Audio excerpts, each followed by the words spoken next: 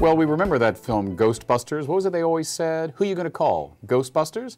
Well, if you're in legal trouble and you live in Sonoma County, the North Bay, the person you call is our next guest, attorney Michael A. Fiumara. Michael, welcome. Thank you very much, and that's also Marin County, too. Marin County, too, all the North Bay. Thank you. So now, you have a wide and very diverse practice, but what's your specialty? Criminal defense, protecting the accused, and we do severe or serious personal injury cases throughout the area, and we represent as we had before, a child abuse case against a church, the Santa Rosa diocese, so that's one of our mainstays. Well, it's interesting you jumped right into one of my questions because that's gotten a lot of publicity lately. Let's talk about that case, what you can talk about it, because I know it got a lot of attention, and I know that from what I read about, the case and heard your comments and read your comments online, it seemed to really strike a personal chord with you.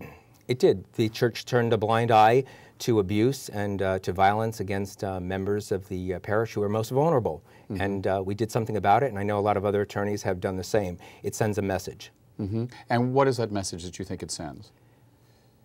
You have to wake up. If you see the symptoms or the writing on the wall, do something about it, act affirmatively. If you don't, you're going to be sued and you're going to pay a lot of money. Right, right. Now, there's been a lot of attention lately about clergy sexual abuse cases.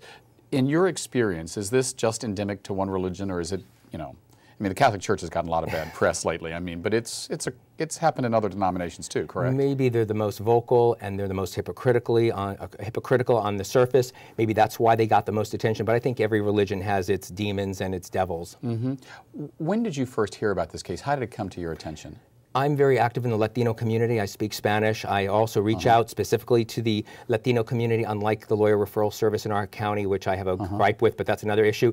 I reach out to the community. They reach out to me. They came to me, a whole family, then another family, and another family. There were 9 victims altogether. Right. And you make a good point that unless you speak the language of your clients, it's hard to represent them, correct? That's absolutely correct. I imagine that these weren't families that had great, huge resources of financial capital. I mean, they must have come to you out of desperation or a real sense of injustice. They did. In fact, when they said that they were going to hire a counsel, the local priest and some of the administrators told them that they would be getting food, scholarships for their kids. It was bribery. It didn't work.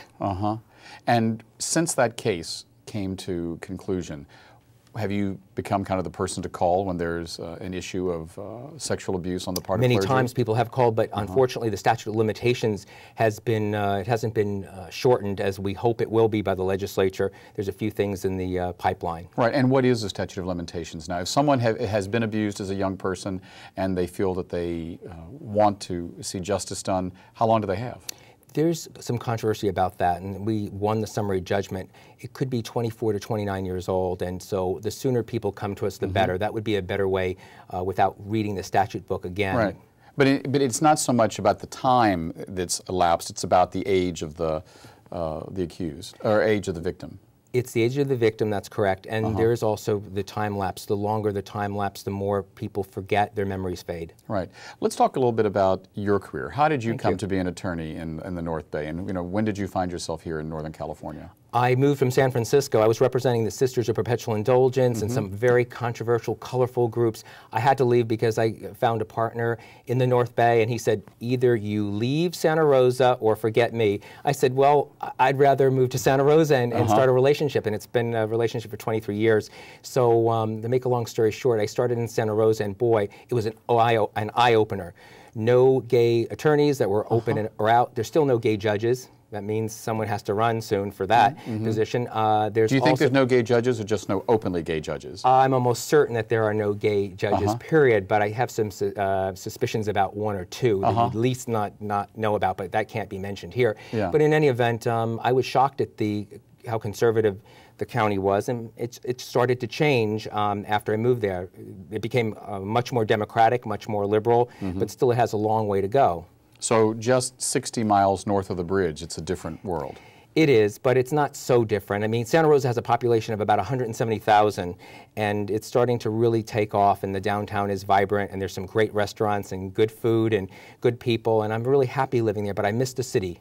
Right. I was born in New York and lived in Philadelphia and went to school in Philadelphia. Yeah. So when did you exit the East Coast for the West Coast? I can tell you the exact date, July 13th, 1988. I took the plane and never turned back. Right, right. And you know, a lot of people I know who have moved from the East Coast find San Francisco to be just too small. How about you? It is small, but it's very quaint. It's very stylish. It captivates the mind, spirit, and I have a love for it. But I also love, you know, big cities like Madrid, where I lived, and New York. Right.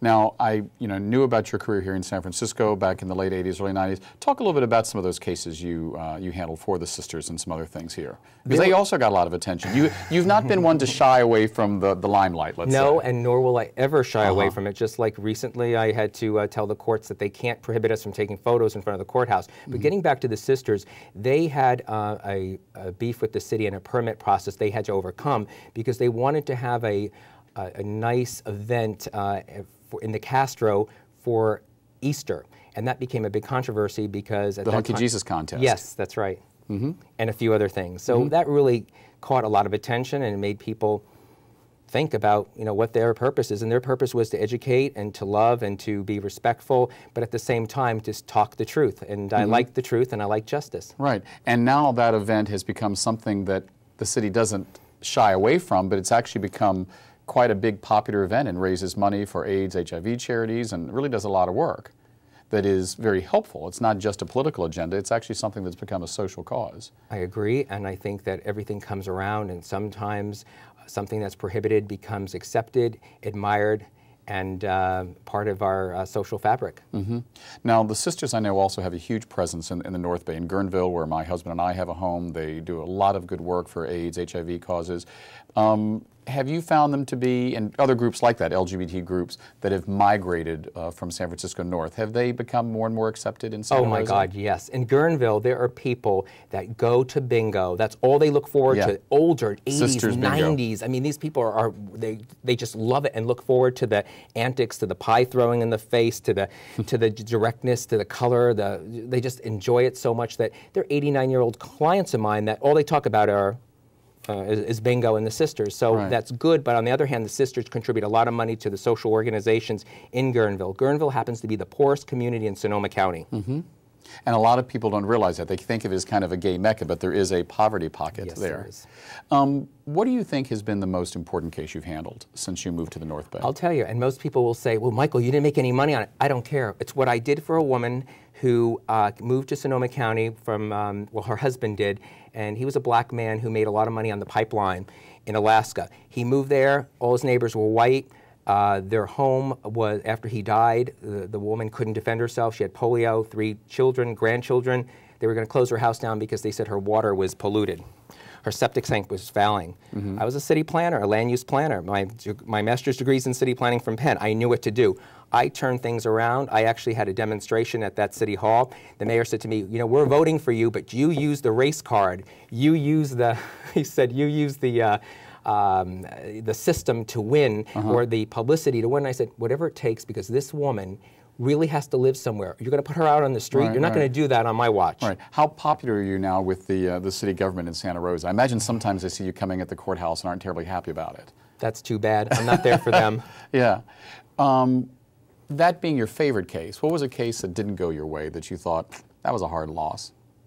There was a case where I was trying to help a funeral director with a case, and it was real controversial because we're talking about rotting bodies of sorts. And there was an injunction just to shut it down. And this man was taking cases or people who couldn't afford all the high fees from the funeral industry. They're rip-off artists, worse than anything else, used car salesmen, insurance, etc.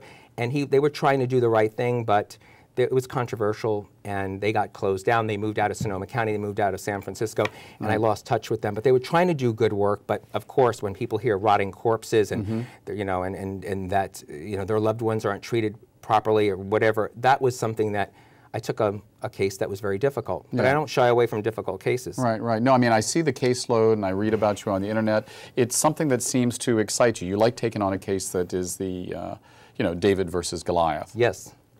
In our last few moments, talk to me about some of the differences for an LGBT member of the community, whether they're married, single. living in Sonoma versus San Francisco or a larger metropolitan area? You say it's gotten better. When you were there, you were the first openly gay lawyer. I mean, for someone who moves there as a gay couple, are they going to be welcomed? Is it now all-encompassing and all-embracing? I'm surprisingly pleased that Sonoma County is very welcoming and very, very open, and neighbors will be as nice, if not nicer, because they know the house is going to be taken care of very well. The lawn, the statues, the lights, the whole 9 yards. They're going to feel like they have a neighbor who's going to add value. And I see that there's just pockets of ignorance, but it's everywhere. It could be here in San Francisco, for all we know. Right. So you'll take on those pockets of ignorance. Of course. We've been speaking with attorney Michael Fiumara. Next up, our conversation with filmmaker Paul Festa, and we'll find out how a Tchaikovsky concerto got turned into an extraordinary new film. We'll be right back. Thanks.